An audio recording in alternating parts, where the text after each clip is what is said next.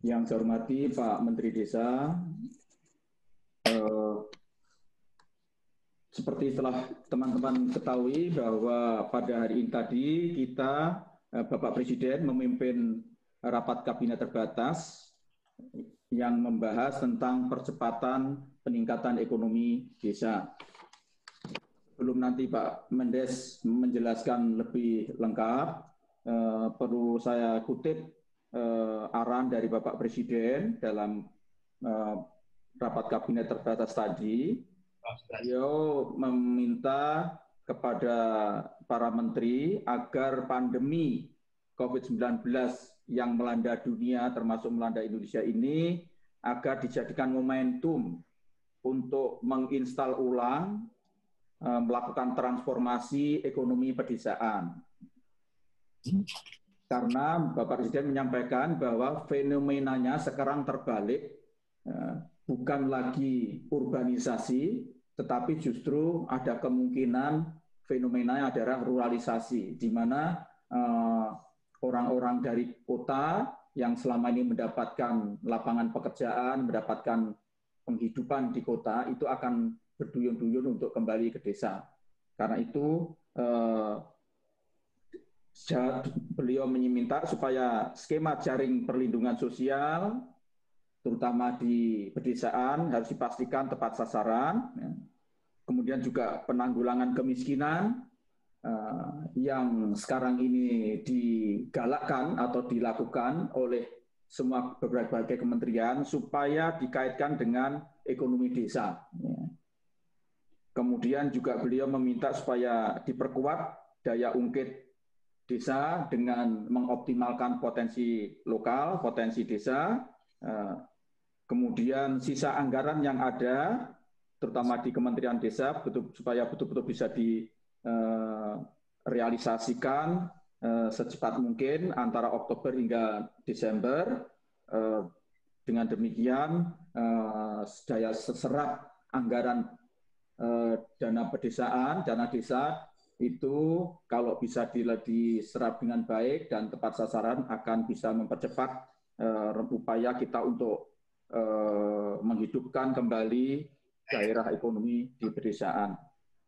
Kemudian ada beberapa menteri yang menyampaikan pandangan, ada Pak Menteri Ekonomi antara lain yang beliau menekankan pentingnya hilirisasi produk-produk yang berkeunggulan lokal di desa. Beliau memberi contoh, misalnya ada industri nanas yang berkualitas, yang sudah sampai ekspor, dan juga ada pisang yang ada di Bali. Kalau yang nanas tadi di Lampung, yang itu sudah sampai pada level ekspor, walaupun sebetulnya itu berbasis dari ekonomi desa. Artinya desa-desa di Indonesia ini dengan potensi yang khas, keunggulan yang khas, punya peluang untuk go internasional, bisa ikut apa-apa, bisa menjadi bagian dari proses internasionalisasi berbagai macam produk komoditas Indonesia, yang sehingga kita akan bisa memperkaya berbagai macam aneka produk yang memiliki keunggulan ekspor. Kemudian yang terakhir yang perlu saya sampaikan, Presiden menekankan pentingnya integrasi dari berbagai macam dana yang berasal dari kementerian dan lembaga-lembaga yang jumlahnya sangat banyak, yang semua sebetulnya bermuara ke desa.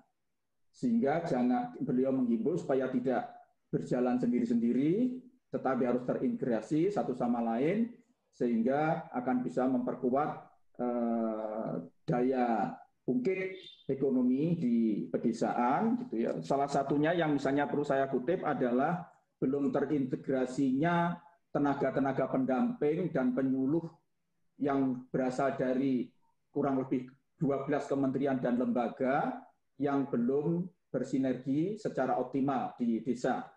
Berdasarkan catatan kami, berdasarkan catatan saya, jumlah tenaga pendamping dan penyuluh yang sekarang berada di desa yang berasal dari 12 kementerian dan lembaga itu 306.267.000. Sementara dari Kemendes sendiri itu memiliki tenaga pendamping 36.384 orang ya. Dan ini kalau dikaitkan dengan, nanti Pak Mendes mungkin bisa mengkoreksi kalau keliru, dan ini kalau dikaitkan dengan desa sebetulnya jumlahnya masih kurang karena jumlah desa itu 74.953 desa. Dengan asumsi satu desa satu pendamping jumlahnya masih kurang. Tetapi seandainya tenaga-tenaga pendamping yang jumlahnya 306.000 itu disinergikan, maka sebetulnya tidak ada akan kekurangan seperti ini akan bisa ditutupi dan bahkan bisa saling menutupi. Saya kira itu penjelasan keterangan dari saya secara singkat, dan untuk lebih detail, lebih komprehensif, Pak Mendes lah yang ahlinya. Yang jelas dari segi prosedur itu sudah kita sederhanakan. Jadi untuk dana klaim dari pelayanan COVID-19 oleh rumah sakit itu dibagi dua jalur. Yang pertama yaitu jalur langsung Menkes. Yang jalur Menkes langsung itu adalah rumah sakit yang berada di bawah koordinasi Kemenkes dan kepolisian dan TNI. Itu verifikasinya langsung Kemenkes. Kemudian yang rumah sakit di daerah itu dananya dilewatkan APBD dan verifikasinya tidak perlu sampai di tingkat pusat. Jadi cukup di daerah itu sendiri. Sehingga tidak panjang. Jadi kalau itu di kabupaten ya dinas kesehatan kabupaten kota. Kalau itu provinsi ya dinas kabupaten, dinas kesehatan provinsi.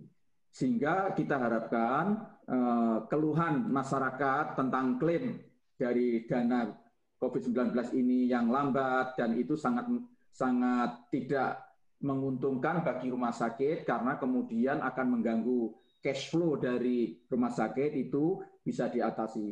Pun demikian, kalau memang ada kasus ya, keterlambatan, kemudian juga ketidaktransparan itu terjadi, mungkin tidak banyak, tetapi juga mohon segera teman-teman wartawan bisa menginformasikan langsung, bisa lewat Kemenko PMK, bisa juga melalui Kementerian Kesehatan, dan saya kira hotline-nya sudah ada itu, kemana akan disampaikan. Masyarakat, terutama rumah sakit, silakan kalau ingin segera melakukan komplain karena keterlambatan atau ketidaktransparan bisa langsung disampaikan kepada Kemenkes atau Kemendes, Kemenko PMK atau ke dinas kesehatan setempat. Dan kalau di dinas kesehatan setempat buntu, segera laporkan ke Kemenko PMK, pasti akan segera saya tindak lanjuti. Saya kira itu jawaban saya.